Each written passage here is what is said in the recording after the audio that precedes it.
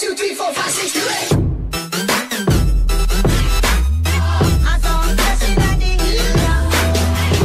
Fala aí, galera, aqui tá falando o Gustavo Gamer Tutoriais. Eu vou estar trazendo um vídeo novo.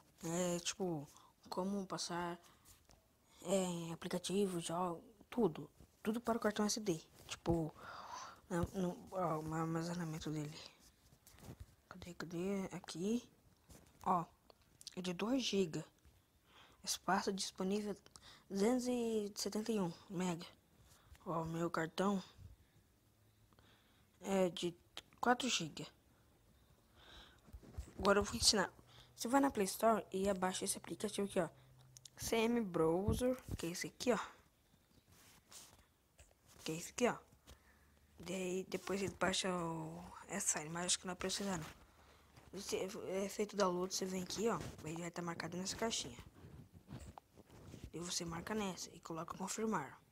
É isso, é simples. Não precisa de root, não precisa de nada. Se você gostou desse vídeo, dá aquele like lá e se inscreva no canal se você já não for inscrito. Falou?